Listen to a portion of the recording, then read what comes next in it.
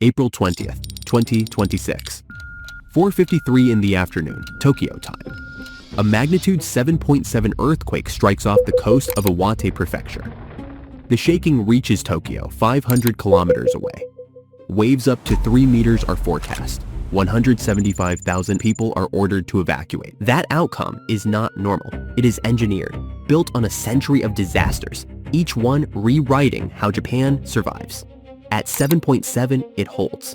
But what Japan is actually waiting for is something on an entirely different scale. And this time, it won't stay in Japan.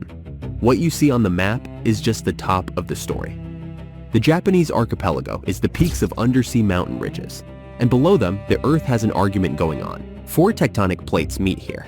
The Amurian, part of the Eurasian, the Okhotsk, part of the North American, the Philippine, and the Pacific.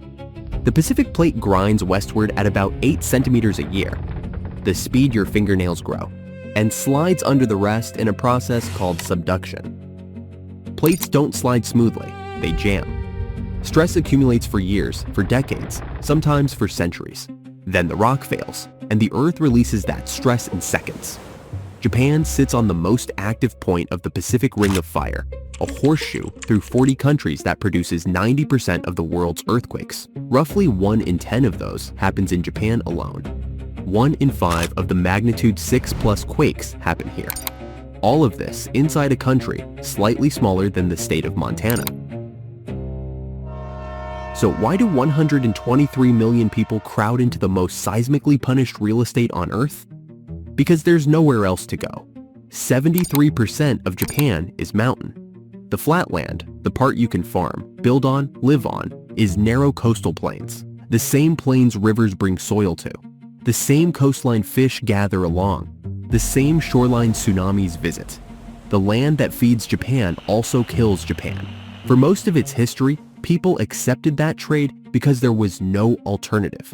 September 1st, 1923. 11:58 in the morning. Households across Tokyo and Yokohama had open flames going for the lunchtime meal. A magnitude 7.9 quake strikes Sagami Bay. The shaking itself is catastrophic, but what follows is worse. The fires start almost immediately. A typhoon passing offshore whips them across the city. Water mains break. The fire department is powerless. By the time the last flames die 3 days later, somewhere between 105,000 and 140,000 people are dead. 90% of them killed not by the earthquake, but by the fire. Tokyo loses 60% of its buildings. Yokohama, 80. 1.5 million people are homeless. It's the worst natural disaster in Japanese history, and it forces a decision: rebuild the old way, or rewrite how Japan builds.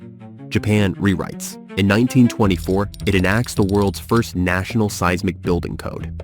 72 years later, January 17, 1995, a magnitude 6.9 quake strikes directly under the city of Kobe. Entire apartment blocks pancake. An elevated expressway topples onto its side. 20 seconds of shaking, 6,400 dead. Kobe is smaller in absolute numbers than Kanto, but it's devastating in a different way. Kobe's buildings were supposed to survive. They didn't, so Japan rewrites the code again. Then came the one nobody thought was possible. March 11, 2011. 2:46 in the afternoon, magnitude 9.1. The 4th most powerful earthquake ever recorded on Earth. The fault rupture stretches nearly 500 kilometers along the Pacific coast, the distance from Tokyo to Nagoya, moving at once. The shaking is violent. Buildings across eastern Japan sway for 6 minutes, but Japan has been preparing for shaking for 100 years. Almost every building holds. Then the ocean shows up. 30 to 40 minutes after the quake, the tsunami arrives. In Iwate Prefecture, it reaches heights of nearly 40 meters, as tall as a 13-story building. The official count: 15,900 dead, 2,500 still missing, 470,000 displaced. And at the Fukushima Daiichi nuclear plant, the wave overtops the seawall and knocks out the backup generators. 3 reactor cores melt down. The first level 7 nuclear accident since Chernobyl. For the first time in modern Japanese history, a disaster teaches the country something it hadn't yet learned. No wall is tall enough, so Japan stops trying to build higher walls and starts building something else. After each disaster, Japan rewrote the rules. After Kanto 1923, the first national seismic building codes in the world.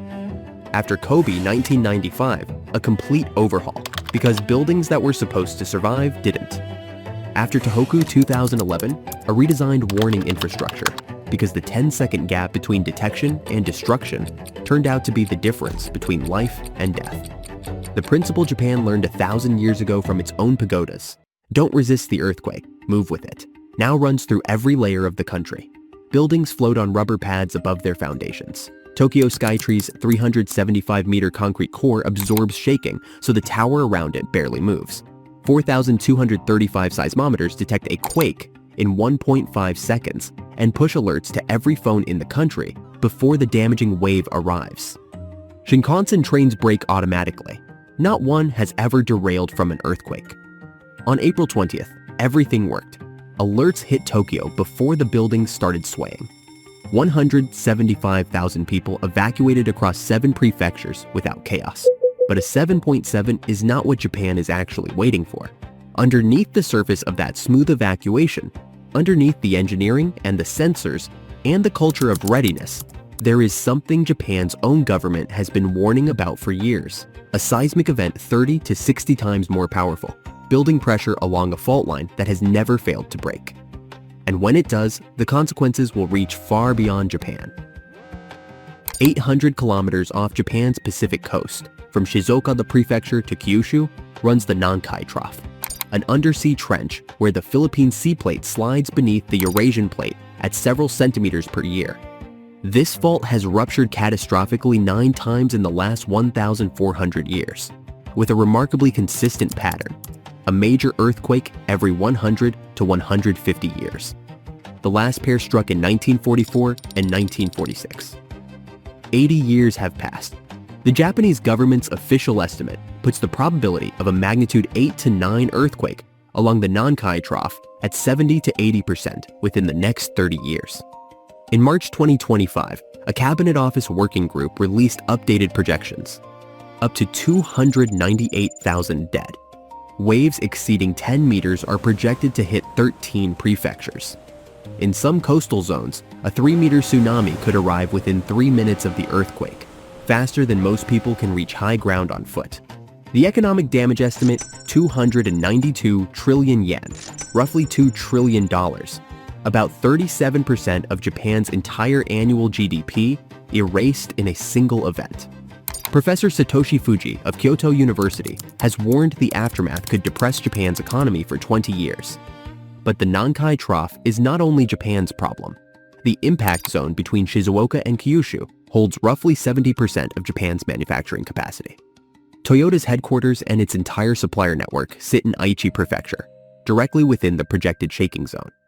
Japan controls over 90% of the global market in lithography equipment used to etch circuits onto semiconductor wafers.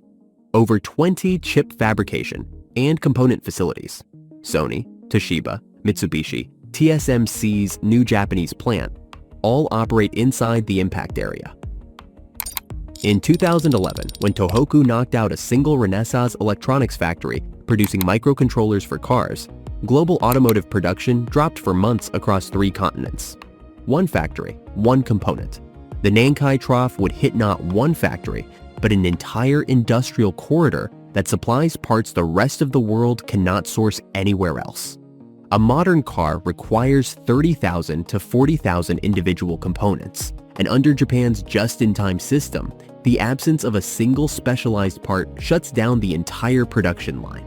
A Nankai event would not be a Japanese disaster. It would be a global supply chain crisis measured in years.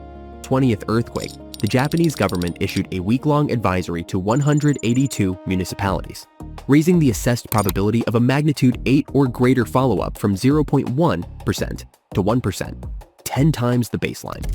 A similar advisory was issued after a 7.5 quake in December 2025. In both cases, the larger earthquake did not come.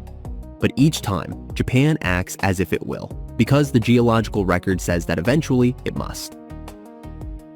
And unfortunately, the harsh truth is this: if even Japan cannot withstand the expected blow, then the entire world cannot withstand it.